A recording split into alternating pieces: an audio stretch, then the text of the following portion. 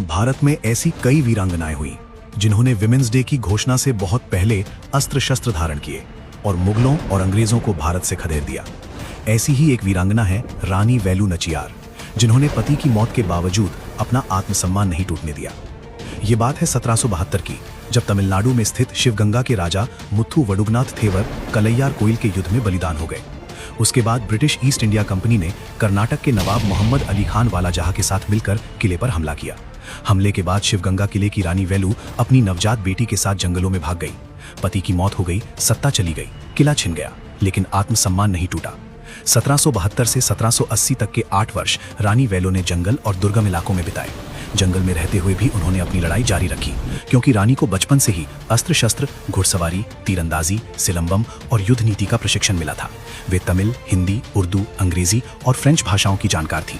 यही शिक्षा आगे चलकर उनके संघर्ष की सबसे बड़ी ताकत बनी। इसी दौरान उन्होंने महिलाओं की एक सेना बनाई जिसका नाम था उदयाल। इन महिलाओं को हथियार चलाने, रणनीति बनाने और युद्ध लड़ने की ट्रेनिंग दी। रानी के साथ इस अभियान में मरुडू ब्रदर्स, जो पहले रानी के सेनानायक और सेनापति थे, इन्होंने स्थानीय वफादारों के साथ सेना बनाई। अंततः 1780 में रानी विजयादशमी के दिन अपने किले को दोबारा जीतने पहुंची। किले के भीतर आयोजित मेले में रानी वेलु के सेनापति कोइली ग्रामीण महिला के वेश में पहुंचे और ब्रिटिश गोला बारूद भंडार को नष्ट करने के लिए आत्म बलिदान दिया। ये वही क्षण था जिसने युद्ध की दिशा बदल दी। आमने सामने की लड़ाई हुई और आखिरकार कुछ ही समय में अंग्रेजों को घुटने टेकने पड़े। 1780 में रानी वेलु नचियार ने शिवगंगा का किला वापस हासिल कर लिया। विमेंस डे के संदर्भ में भारत के इतिहास में रानी वेलु नचियार जैसी महिलाएं बताती हैं कि यहाँ स्त्री शक्ति किसी एक दिन पर निर्भर नहीं है। जिन्होंने मुगलों और अंग्रेजों को परास्त किया, उनके लिए हर दिन शक्ति, स्वाभिमान और लक्ष्मी का दिन है।